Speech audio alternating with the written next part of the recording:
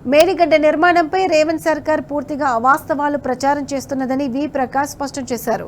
సాక్షాత్తు అసెంబ్లీలో సైతం రేవంత్ రెడ్డి అబద్ధాలు మాట్లాడారని గుర్తు చేశారు. రిటైర్డ్ ఇంజనీర్ల బృందం లైడార్ సర్వే తర్వాత ఇచ్చిన నివేదిక ఆధారంగానే కేసీఆర్ మేడిగడ్డను నిర్మించారని వి ప్రకాష్ కుండబద్దలు కొట్టారు.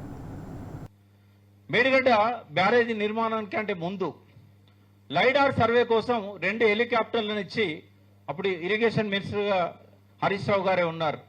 ఒక 5గురు గొప్ప ఇంజనీర్లను, మన తెలంగాణ గర్వించదగ్గ బిడ్డలు వాళ్ళను రిటైర్డ్ ఇంజనీర్స్ అందరు కూడా వాళ్ళను హెలికాప్టర్లో పంపించి వాళ్ళకి ఇచ్చిన అసైన్మెంట్ ఏంది, ఇది ఒక్కటి జాగ్రత్తగా వినండి. వాళ్ళకి ఇచ్చిన అసైన్మెంట్ ఏంటంటే మేడిగడ్డ టు మిడ్ మానేర్ నేరుగా తీసుకురావచ్చా. వాళ్ళు ఏం చెప్పారు, నేరుగా తీసుకురావడం కుదరదు అన్నాడు. ఎందుకు అంటే తాడిచెర్ల బొగ్గు గనులు ఉన్నాయి, భూపాలపల్లి బొగ్గు గనులు ఉన్నాయి, ఇవన్నీ ఆటంకాలు ఉంటాయి కాబట్టి మీరు ఏ రకంగా కూడా తీసుకురావడం కుదరదు, కొన్ని ఓపెన్ కాస్ట్ మైన్స్ కూడా ఉన్నాయని చెప్పారు. అన్నప్పుడు వాళ్ళు ఇచ్చిన రిపోర్ట్లో ఏదైతే వాళ్ళు చెప్పారో దాన్ని అక్షరాలా కేసీఆర్ గారు పాటించారు. మేడిగడ్డ నుంచి నేరుగా తీసుకురాలే అంటే సాక్షాత్తు సభను తప్పుదోవ పట్టించారు రేవంత్ రెడ్డి గారు. మొదటిసారి ముఖ్యమంత్రి అయిన తర్వాత జరిగిన చర్చలోనే ఒక్కసారి కాదు అనేక సార్లు సభను తప్పుదోవ పట్టించాడు. అందులో మిస్కొటేషన్స్, ఒక సెంటెన్స్ లో సగం పదాలు తీసేస్తాడు, ఒక్క పేరాలో కొన్ని వాక్యాలు తీసేస్తాడు.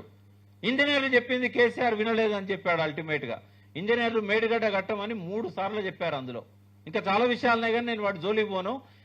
ఈ శ్యాంప్రసాద్ రెడ్డి గారు కానీ, బోయినపల్లి వెంకటరామారావు గారు కానీ, చంద్రమౌళి కానీ, దామోదర్ రెడ్డి గారు కానీ, అనంతరాములు గారు కానీ, ఈ 5గురు కూడా మేడిగడ్డను కట్టాలి అని 3 సార్లు చెప్పారు. వాళ్ళు ఇచ్చిన లెక్క 105 మీటర్ల ఎత్తున కట్టినట్టయితే మనకు సరిపోయే నీళ్ల నిల్వ ఉంటుందని చెప్పారు. కానీ ముంపు ఎక్కువ ఉంటుందని కేసీఆర్ గారు దాన్ని 5 మీటర్లు తగ్గించి 100 మీటర్లకే దాన్ని కుదించడం జరిగింది.